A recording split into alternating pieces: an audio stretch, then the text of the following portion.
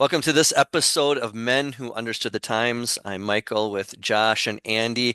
We're going to start with the drinks tonight. So, Andy, what are you drinking tonight? I am a man of routine. I've got highball, brandy, and ginger ale. Out in the 50-degree weather of Las Vegas. It's a Josh, dry cold. It's it's a a dry. dry cold. I keep telling you. Yeah. Josh, I know it's cold and you got lots of snow there the last 2 days. So, what are you drinking in the cold and snow? I am drinking a Milwaukee brewery. This is Third Space. Heavenly Haze is a hazy IPA. All right. So, yeah. I went with a salted watermelon whiskey from Old Smoky. And my wife had come by before. She says, "What are you drinking?" And then she tastes this. That is really good. So yeah, that's why I'm drinking it tonight. Watermelon. Watermelon whiskey. Yeah, salted watermelon whiskey. And then the disclaimer. And with this disclaimer, it's not just, three guys are talking, but this one we're going to be talking about vaccines. And some will say, why are two pastors and a high school teacher able to talk about vaccines? And there I think of when I was presenting my book at a pastor's conference, and there's some things about masks and social distancing and the COVID-19 vaccination in there. And the pastors asked me that. And my response was, why can I talk about this? I said, I can read, because I did a lot of research. And there I think of, if you know who Cheryl Hines is, if you don't know who she is, well, she's the wife of RFK Jr., who is the Secretary of Health and Human Services. So RFK Jr.'s wife Cheryl was on The View, and I know you guys are probably regular watchers of The View. And the ladies there were challenging her, saying, "Well, how can RFK Jr. be the head of Health and Human Services if he's not a doctor?"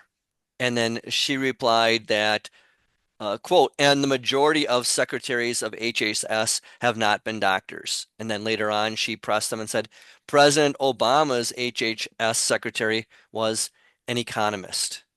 Okay. But I can't think of anyone who knows more about these kinds of things than someone like RFK Jr. because he's been studying these kinds of things for a long time. So, what do you guys want to add to that of why we can be talking about something like vaccines? Andy, if you want to go. I'll speak to that. Okay, or Oh, Josh. I think this falls into the category of stewardship. Um, Stewardship about the things that we intentionally expose our wives and children to. And if you are not going to become well versed on this enough to make a decision about it, one way or the other, then you're just relying on the quote unquote experts. And if there's one takeaway that I have from the entire COVID experience, it's that experts have political motivations and have no qualms about being massively dishonest to us. How many times were we lied to in so many realms in the entire COVID saga? Um, and I will say it's extremely difficult to tell fact from fiction on this, which makes, I think, a little bit of forgivability, or you can give yourself some grace for being confused. And what's interesting is when people see the tagline for this, it can't not be polemic, right? It's gonna be political immediately. Like, oh, these guys are right wingers because they're talking about vaccines. Or if we're in support of vaccines, that we're left wing. Consider, why does it break down on political lines? Isn't that interesting? You don't do that for cancer research, right? No one's talking about like breast cancer screenings or getting your prostate checked on red and blue political lines. But it is for this, which means that there's something else happening here underneath that's a motivation. And this is something that you can't trust the medical experts for because they have ulterior motives. I'm not even sure what they are. But it is really, really important for people like pastors and teachers and lawyers and construction workers and whatever else to read about these things because you could be doing irreversible damage to your body or that of your family. And so what you were saying too there about red and blue, Democrat and Republican, if people are paying attention to this, that the people that were all about the body and vaccines and things like that and against big pharma were the Democrats, the left. And that was only a decade or two ago. And then, yes, things switched. And so now supposedly the body, your health, what you're putting in your body, that's now a right-wing thing. It should be a Christian thing. I'm very careful about, the things that are important to me. Like if it's my vehicle, this is one of the most expensive things I have. I'm going to make sure that I put the right oil in and the right gas in and so forth. If I'm going to, my bike, I want to make sure I put the best materials on my bike or in my bike. Well, my body is God's gift to me, so I want to make sure that what I'm put into my body. Uh, Andy, what do you want to say about this of why you can talk on vaccines? Well, I just what I would lead with is I don't have any weight or authority to talk on it. We're just riffing, Yep. but we talk about things that are relevant concerns. And when it comes to this subject matter, if one of our target audiences, which it is young Christian men who are wrestling with the issues of our day, you better believe that if you want to have a family someday, you're going to need to have Christian sanctified reason exercised in the decisions that come into play with your children. So that's by and large number one, and why I think that uh, maybe we can just contribute to the conversation or the discussion a little bit here, even if we don't make any, blanket dictums. The other thing is that I'm sure somebody wrote a book with this title, but you guys probably have to tell me what it is. But the lies we believe, right? The lies we believe. I think we've come to a unique and at times precarious place in our culture when we, as American citizens, much less Christian Americans, assume that the government has carte blanche to tell us almost from a moral high tower what we can and cannot do with our body or with our bodies. And I just think that that deserves some scrutiny. And then lastly, I I feel like I, in particular, given my type 1 diabetes, but perhaps you gentlemen also anecdotally from your ministry experiences, have some anecdotes to share simply for the sake of perspective. Yeah, and I think a big thing is uh, looking at the worldview of people that people are saying with experts, trust the experts. I had written in my book about for some reason in the last number of years we have fallen into this idea of expertism. That we have to trust this expert or that expert, as opposed to like when I was growing up, that you look to someone who had a lot of worldly knowledge, all kinds of things. Someone who was a jack of all trades. But that's not the way we are now. We have to be specialized in things. And then again, like the worldview. Why should I trust someone like big pharma or politicians or companies or uh, so-called experts who are pushing all these kinds of things, but at the same time, they are the ones who are all for transgenderism and transgender surgeries. They are for abortion and using aborted cells in these things.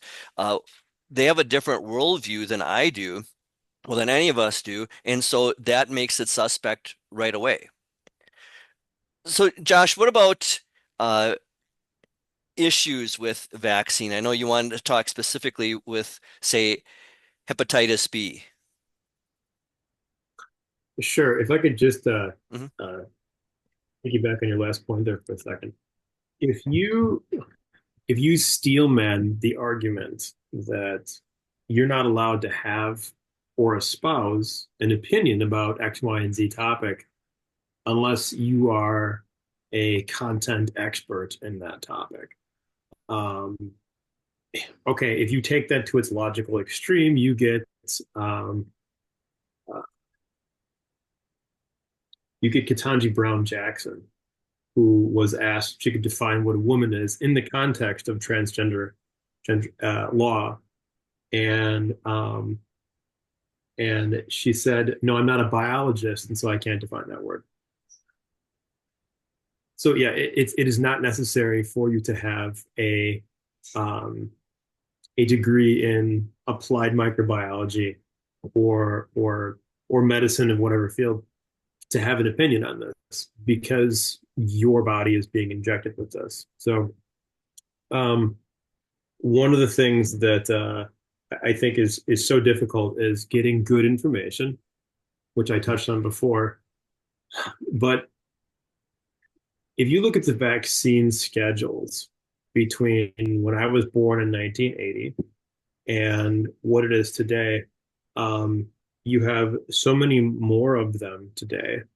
And now it's a cocktail of multiple shots. You have MMR and you have diphtheria and you have tetanus and polio and just there's this entire cocktail that's not the same as it was a long time ago. And one of the things that if I could have this question answered would restore a lot of my trust. I blindly trusted the doctors when we had our kids, and my my youngest son Theodore had his shots, and then I like as they were doing it, I kind of wandered over in that exhausted dad haze that you get when you're in the hospital having children, and I picked up a piece of paper and looked at it, and it said hepatitis B, and I was like, why does my child need a Hep B vaccine? And because Hep B is an STD, like you can get it by sharing needles, for example, or by having scads of unprotected sex with dodgy characters. Okay. I don't think that my newborn baby is going to be in that category anytime soon. And so it's like, why do we need this? And, and the best answer I could get from the medical staff was, well, it's just required. It's just the thing we do. And I said, well, is the risk for this zero? I said, well, no. I said, okay, so can we do it later? It's like, well, no, it's in the cocktail. It's part of the cocktail. And so I just before just to show you this, I asked Google, why are babies given the hepatitis B vaccine? And here's what I got. It's to protect them from a serious lifelong liver infection that can lead to liver failure, liver cancer, and death. Infants are at high risk of contracting the virus from their mother during birth. And then it continues on. And it's like, well, unless the mother's negative, which they do test for, they give you like the blood screenings. One of the things that's included in there is a Hep B screening. And so the baby cannot possibly get hepatitis B from a mother who is negative. And so they could do this. Also, they're getting comped by the vaccine manufacturer, who incidentally has been legally insulated from being sued in case something goes wrong and you have a bad reaction. Our child ended up back in the hospital 2 days later with a 103-degree fever and had a spinal tap to rule out encephalitis and meningitis. And so it is, I do think that that was an adverse reaction to the first slew of vaccines that kids get. And if I never have to watch that entire process, like a newborn getting a spinal tap, that'd be great if I can never see that again. And so, color me skeptical with the entire thing. There are things that are not needed. And it does seem like it seems plausible, at least, that there's a profit motive behind this that's driving it. Yeah, and with that of, people don't talk about the vaccine injuries. That's what it sounds like with your child. And there's definitely lots of COVID injuries or COVID vaccine injuries, and you can report those and just go through on VAERS, VAERS. But the thing is, like you pointed out, that the vaccine companies have made it so that they can't be sued for these injuries, and that makes we should be rightly suspect for those kinds of things. And your story reminded me of one of my daughters who's in the military, and in the military you have to have your flu vaccine. And I know the one time she was forced to get it is the one time she ended up in the hospital with the flu. She it, all the other times with all my girls and my wife, myself, never ended up in the hospital with the flu. And yet the one time where I have a daughter that receives a vaccine for the flu, that's where she ends up. Uh, Josh, if you want to talk maybe about, the three of us read a paper by another pastor on this topic. Maybe if you want to inform people about maybe the danger of some of the ingredients in certain vaccines. Well, Oh, I'm sorry, Andy. I meant that one for Andy. Well, I think Josh probably can speak to the ingredients a little bit better than I can, but I Okay. can speak to a couple things. I mean, Josh often talks, perhaps he's mentioned this on camera too, but off screen, he's often said to us, you know, pressure testing an argument is important. This isn't maybe the exact kind of analogy, but it would be fascinating, don't you think? Perhaps even culturally provocative for us to research and survey by research, research by surveying some a broad swath of American physicians. If we nutcases around glasses of alcohol, just riffing on subjects week to week, have a long list of anecdotes from our ministry and from our personal life experiences about vaccine injury and vaccine harm. What do you suppose the wide swath of American physicians have as anecdotes? Do you think they've never heard of patients reporting back, like clients reporting back that their kids or grandkids say have now come down with autism or have now come down with type 1 diabetes or have now come down with rheumatoid arthritis? You think they've never heard this before? I guarantee you they have. And, I'm not trying to condemn them writ large, but rather to say, like the Proverbs said, rescue those being led away to death. If you say, well, we knew nothing about this, does not he who weighs the heart perceive it? God knows what your motives are. And God knows whether it's money or some other rationale, whether you're sweeping things under the rug just to perpetuate the concocted system or some other kind of agenda. Uh, but then again, the minute we start talking about these kind of things, the only reason it's provocative is because of some of these cultural assumptions or lies that we have bought into.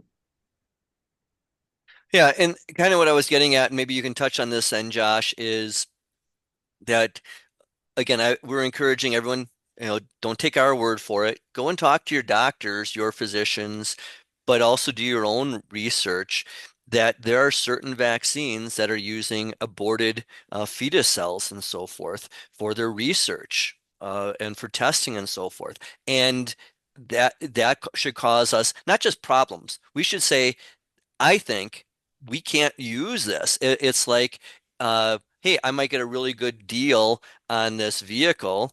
Hey, but it was stolen. Okay, do I really want to encourage? Maybe it's good stewardship on my part because now I'm saving all thousands of dollars on this vehicle, but I'm just going to encourage this guy to go and steal more vehicles and hurt other people.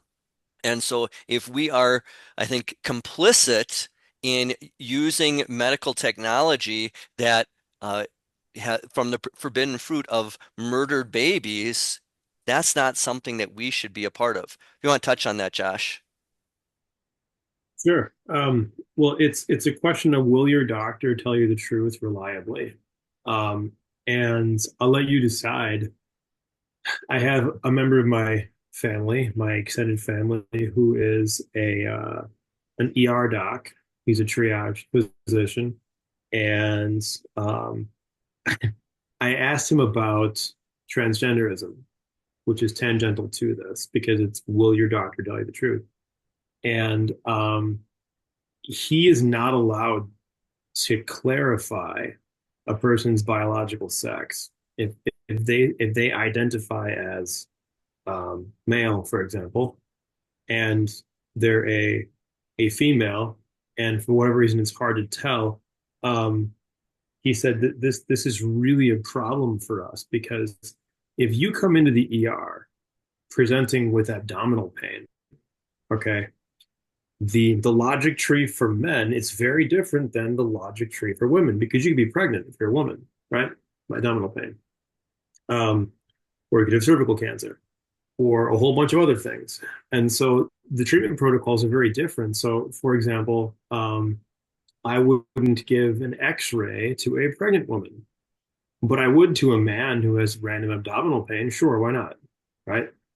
And I said, why aren't you like, what happens if you ask? He's like, these are the protocols we're given. And if I violate them, there are serious consequences.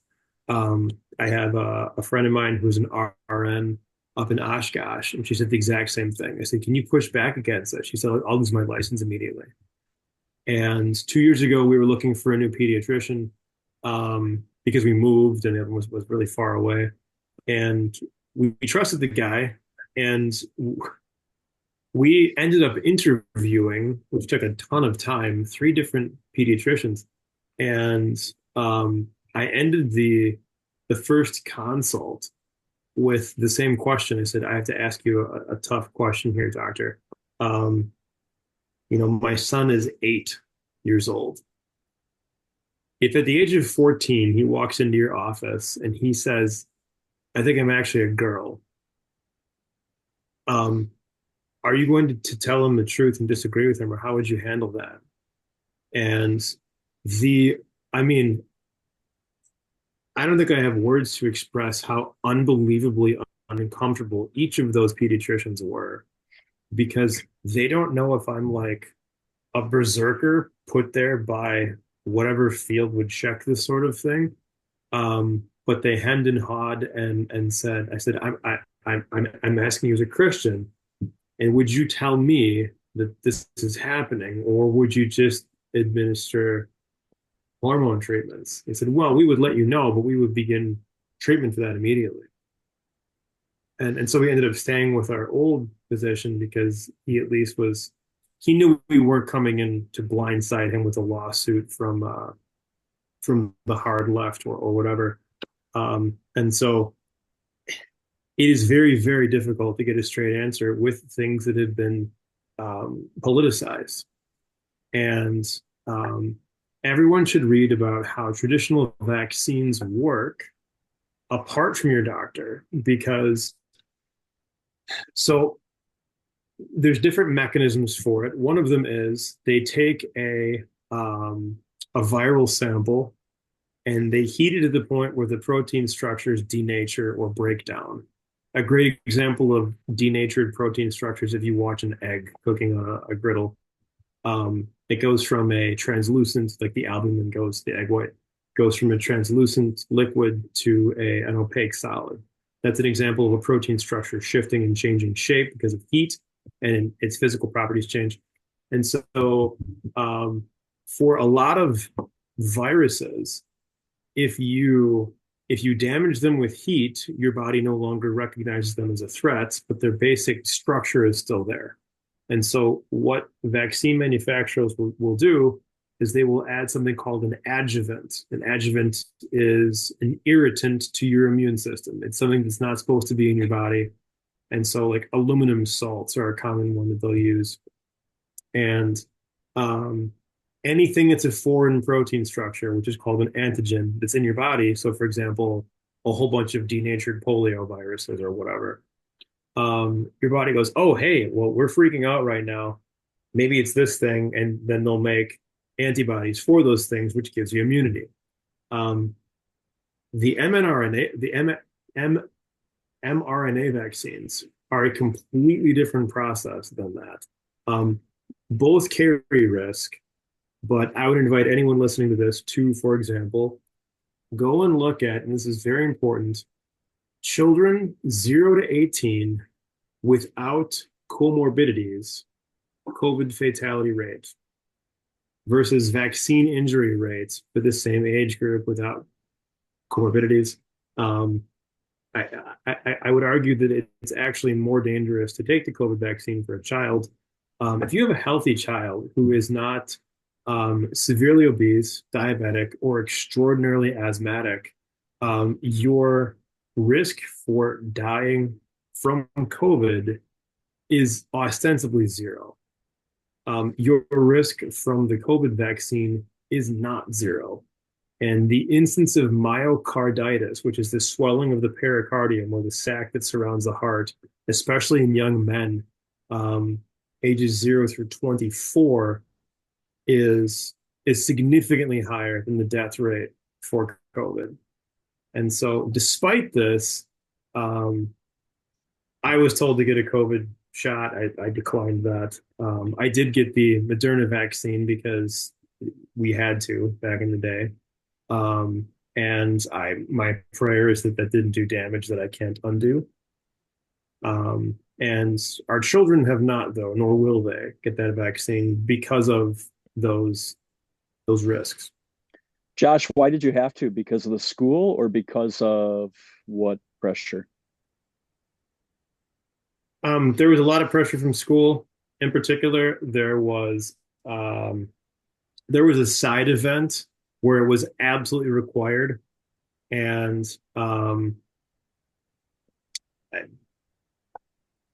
that's kind of a sidebar. It was a field trip I really needed to go on, and it was required to travel. And so I thought, all right, well, here we are. Um, and That's what so, I take issue with, though, a lot is just to key off that last point you were making as well. Just think of all the people whose consciences were burdened by pressure to do something with regard to the COVID vaccine alone. But now add to that all the consciences that are afflicted by doctors who, for whatever reason, be it money or a different agenda, are pressuring their patients to put into their body something that their body may or may not actually benefit from. Yeah. So this really does yeah, overlap into the spiritual realm quite significantly. Yeah. So let's touch on the conscience that I remember we had a special worship service back when I was in Racine at our local area Lutheran high school. And because this is what I do, I took pictures and posted them on Facebook because it was a big deal because our two congregations in Racine had voted to merge. And and so we were celebrating that. And then the principal called me a week later and said that he had fielded all kinds of calls from the Federation saying, "Hey, we saw Pastor Zarling. He was in your school without a mask." This was in November of 2020 and they were requiring everyone to wear masks. Well, I didn't require anyone to wear masks. If they wanted to, they could, but I didn't force it on anyone. And so he was wondering how I could get away with it and our people could get away with it when that was kind of the rule. And I said, well, because wearing a mask goes against my conscience. And he said, I never heard that before. So I quoted this to him, and I use this in my book too. Is on page 137 of Resisting the Dragon's Beast. Paul writes, I'll just quote it here. The Apostle Paul has some very strong words for causing people to sin against their conscience. He says in 1 Corinthians 8:12, and when you sin in this way against your brothers and wound their weak conscience, you sin against Christ. And I quoted Luther uh, at the Diet of Worms. Uh, to go against conscience is neither right nor safe. That when we say this goes against my conscience to wear a mask or to be socially distanced, to not be with my grandmother in the hospital because she's dying, to have a vaccine, or to have my kids have a vaccine, and people are telling me, no, you have to do this. That goes against my conscience. And Paul says that you are sinning against Christ to make someone do something they feel is wrong. And The sad thing is, most Christians, maybe most of us as Lutherans, don't understand sinning against the conscience. Uh, and if you want to touch on this part, maybe to Yeah, where, uh, again, whether it's going back to COVID with masks or whether it's with vaccines, it's kind of the same thing, where people will use verses like this from, was it Philippians 2, verse 4. Paul writes, not looking to your own interests, but each of you to the interests of others, or where people will say, well, love your neighbor as yourself. Therefore, do this. How can they use these as these beautiful commands to love as a club or as a cudgel? sure. The thing I want to do first Mhm. is let people know that we'll link to a very well-written paper by a brother pastor of ours named Matt Hennig called "The Lord is My Light and My Salvation, of whom shall I be afraid?" Examining mandatory vaccinations in the light of Scripture and with the confidence of faith, which speaks to this issue directly.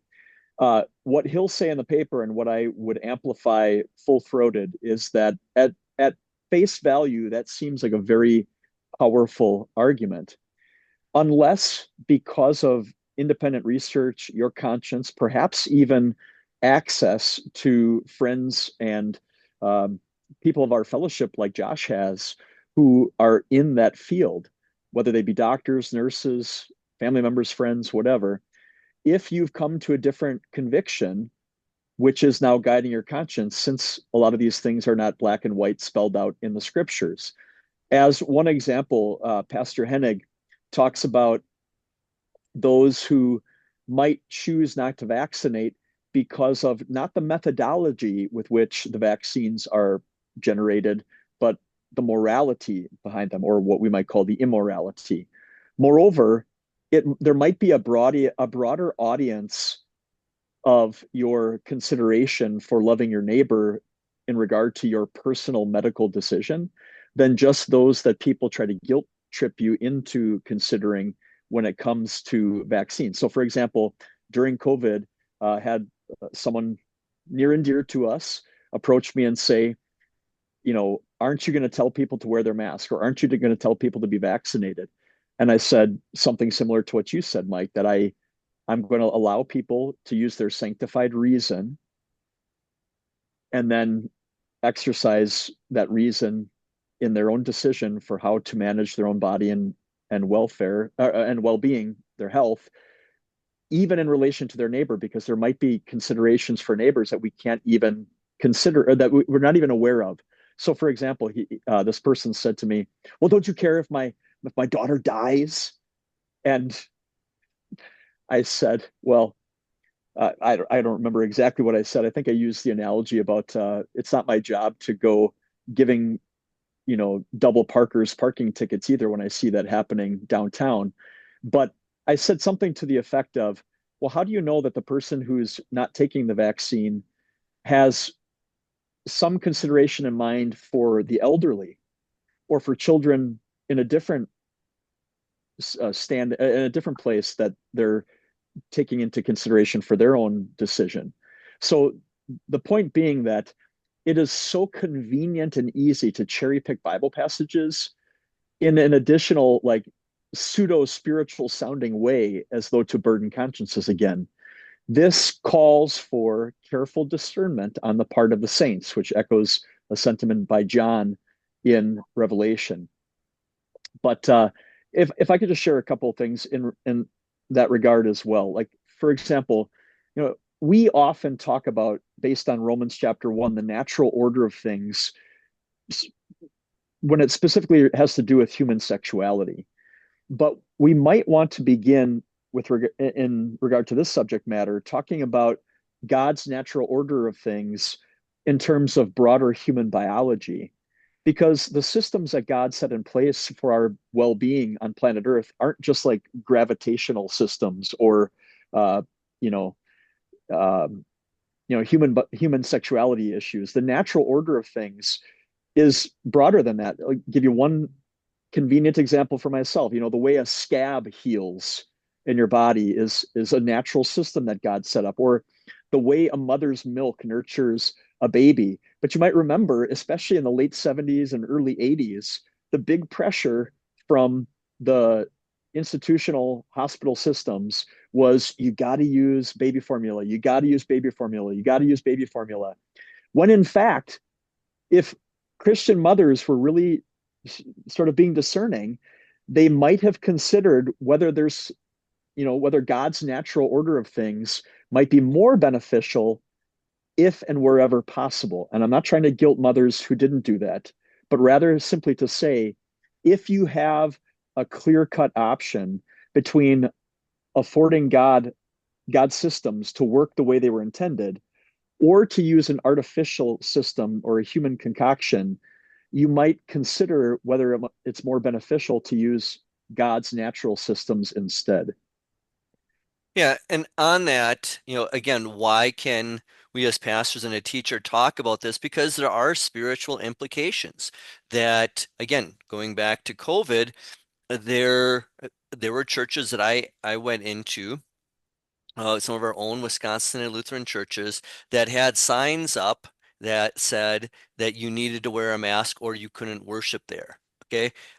There were some, again, my book came out still in the height of 2021 with COVID and everything. And I think I got some, some pushback by some pastors because they had forced people to wear masks and so forth. Uh, and maybe they were feeling guilty and so forth.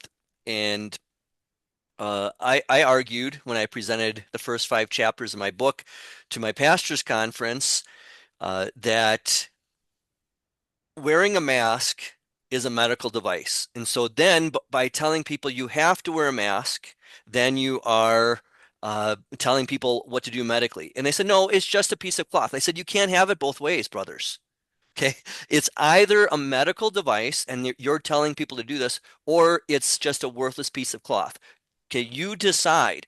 Uh, Again, on social media, when the COVID vaccine came out, there were brothers that were discussing this of whether they should encourage, maybe even force their members to have this vaccine. And again, they used it out of love. But now, uh, all these years later, and I have this documented in my book too, and all you have to do is go to VAERS.com and to see all of the countless injuries from that specific COVID vaccine. Uh, and going back to what Josh had said earlier about how all of these vaccines have become political, I remember going and visiting one of our homebound members after the vaccine for COVID had come out, and the daughter who was taking care of her elderly mother just politely asked, "Well, did you get your COVID vaccine?" And I said, "I don't talk about those kind of things because it's become political. But if you want to talk about my colonoscopy, we can." And then she said, "No, that's fine." Uh, but it was uh and I wanted to have that humor there to say, hey, this is something personal. We shouldn't be talking about this, but not only were everyone talking about it, but we were mandating it. So Josh, go ahead and riff on anything that Andy and I were talking about there.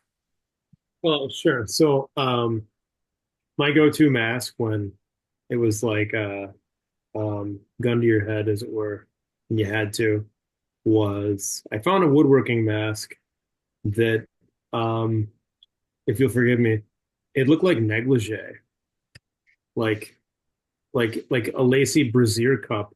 And if you held it up to the light, you could see right through it. It did literally nothing to filter anything, but it looked like a mask. And so, okay, um, because I like you're to have a piece of cloth in front of you, a piece of cotton. You're breathing in then like a bacterial colony. And I can recall I got into Menards once, and the security guy, who was armed, was otherwise occupied with people who didn't want to wear masks. So I just kind of scooted in behind him. And I was in the hardware section looking for wood screws or something.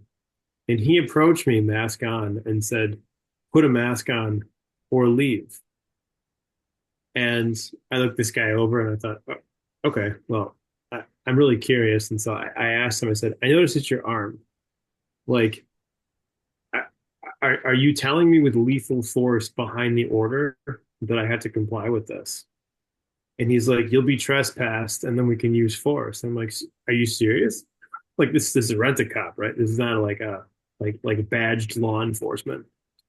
You had people who were willing to go to life and death over that because it became that polarizing that quickly. Um, in that period of time where we had lots of extra time, I got a hold of the entire set of Alexander Solzhenitsyn's The Gulag Archipelago. If you've not read this book, you definitely should. I feel like I'm hawking books on the end of this podcast. Um, every high school kid should read this book because you will be quickly disabused of any notion that socialism is a good thing or communism is a good thing. But when I first read this, one of the questions that I had is, how did the neighbor guys rat each other out? And the people who were in prison rat each, I didn't understand. And then COVID happened. And then And you now had you know. Hmm. it, it's like, and what is that thing? I think I heard a speech Jordan Peterson did where he was talking about how these people would sell you out for 30 seconds of self-satisfaction or self-importance.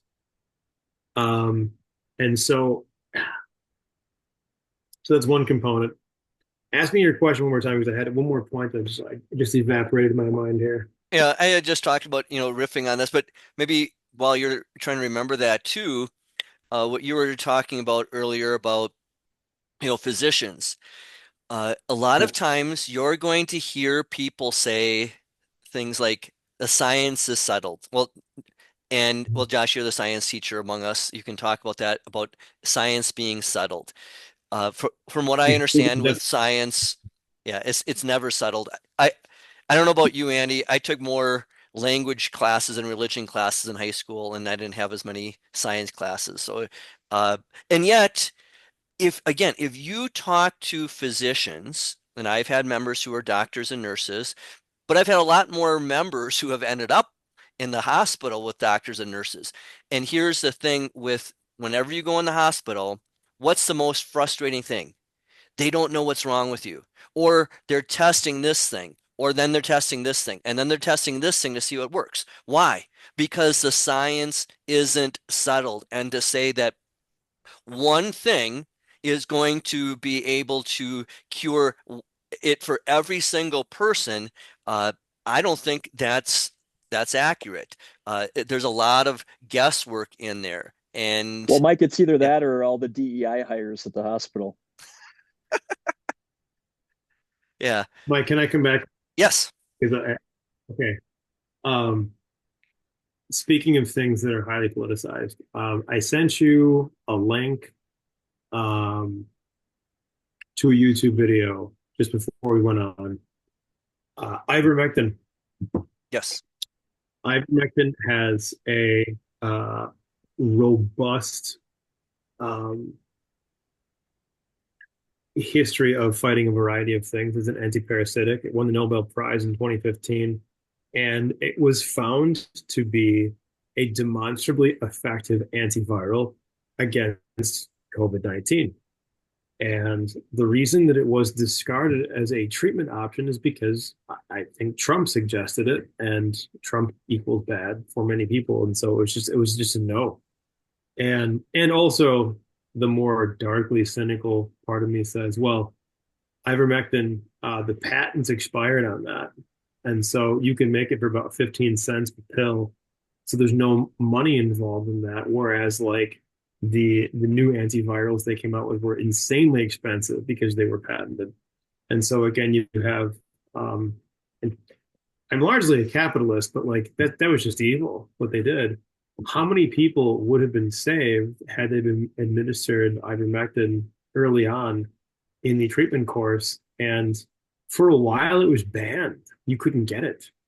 Like I asked said member of my family who is a physician, I'm like, hey, um, I just came back from Panama and I had mosquitoes bite me. I think I might have um, dengue fever.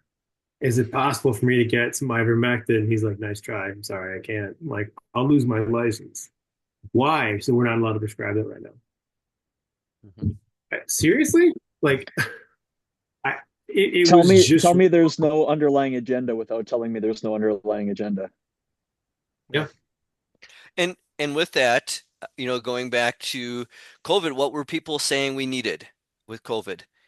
We needed vitamin D and we needed some sunshine. And what they do, they locked us up. We needed exercise because it was those with comorbidities that were the ones that were more susceptible to this disease.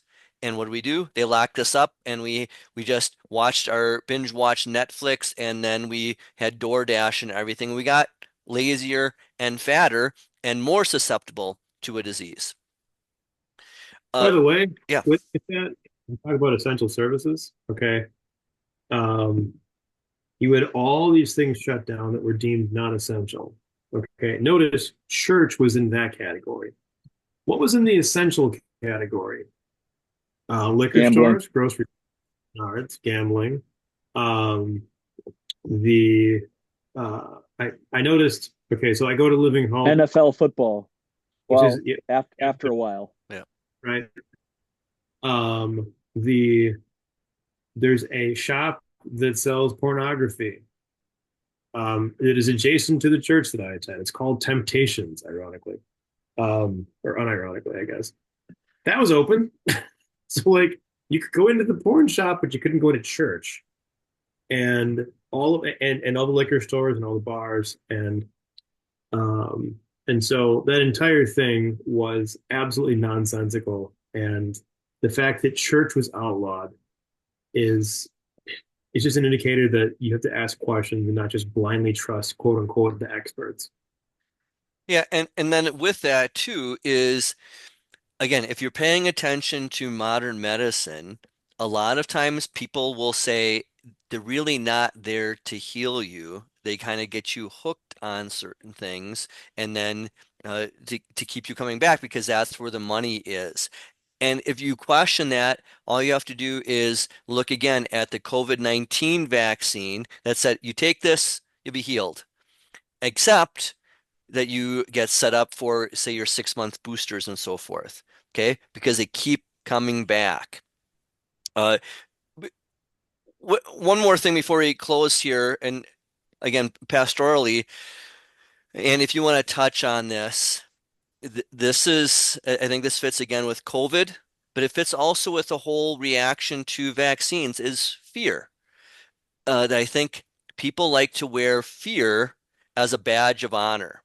I don't know if you guys are Star Wars fans, but I'm going to quote Yoda here. Fear is the path to the dark side. Fear leads to anger, anger leads to hate, hate leads to suffering. And yet, people were saying, well, we were so afraid. So we can just, what happens when we are afraid? Well, we hand more things over to the government. We're afraid, and so uh, we'll allow we'll give up freedoms so we have more security. So maybe if you want to touch on pastorally that whole sin of fear, Andy. Well, sure. Think about the Gospels, where how often Jesus says, or frankly, throughout the scriptures, how often when a divine being like an angel, or even where a pre-incarnate Christ appearance takes place, and what are the first words out of the mouth of the angel or of the angel of the Lord or of God Himself? Do not be afraid.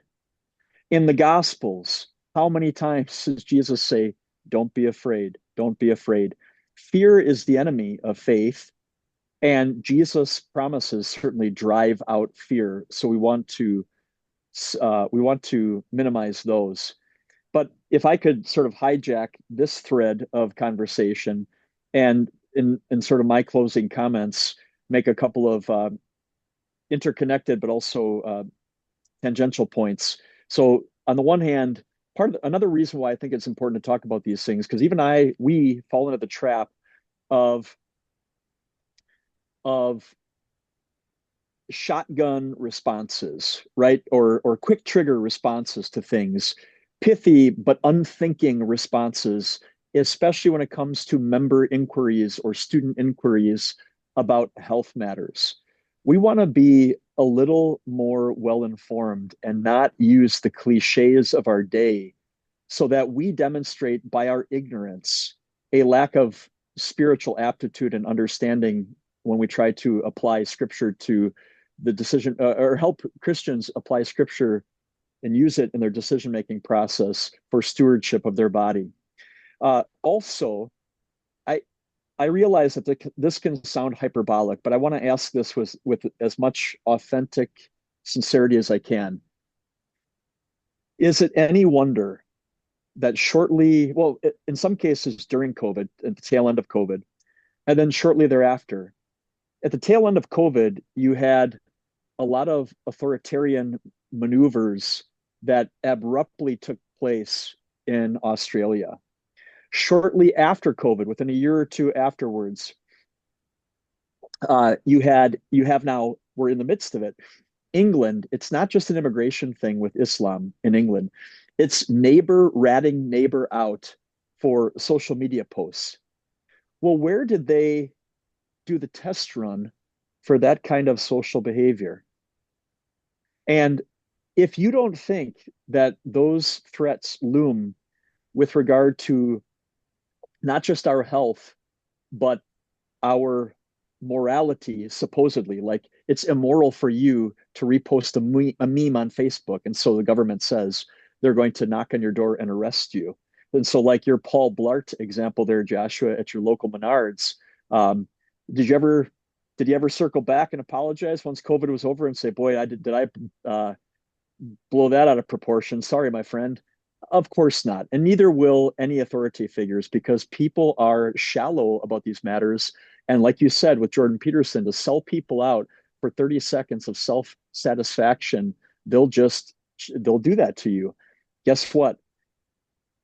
That day is probably coming because we too have been in the the beaker, so to speak, or the petri dish of experimentation here in America. And that's, I guess, where I'll close on this is that, if our government or world governments in general can take control of individual healthcare and individual healthcare decisions, even the most uh, even the most essential of them, like life and death, if the government can coerce and dictate and determine and redefine morality, if they take carte blanche or full control over education, then what does the beast of the sea become?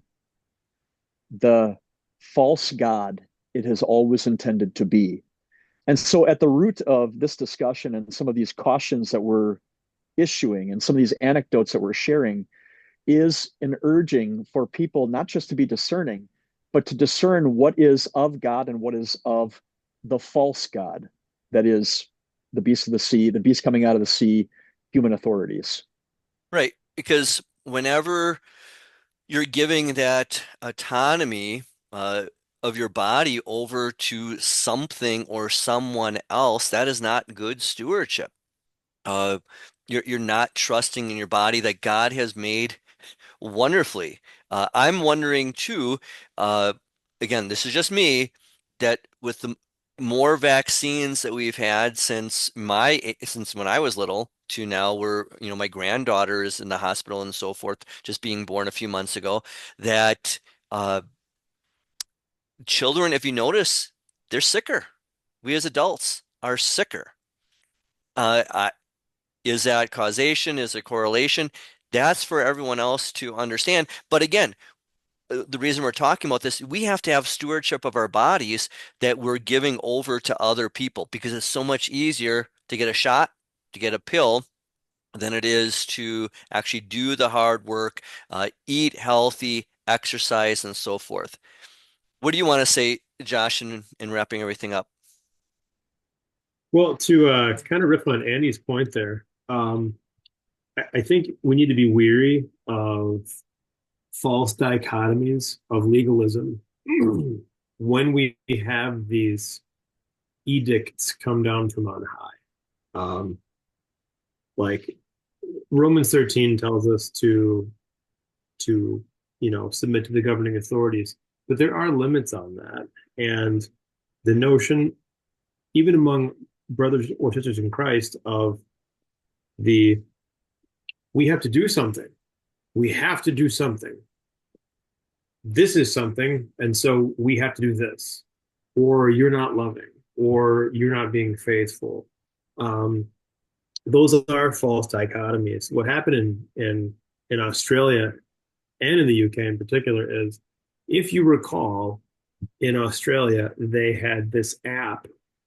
You were required to carry around your cell phone or mobile device, and you had to have your GPS and location enabled, and you were not allowed to be more than 15 minutes from wherever you lived, which that's your 15-minute city.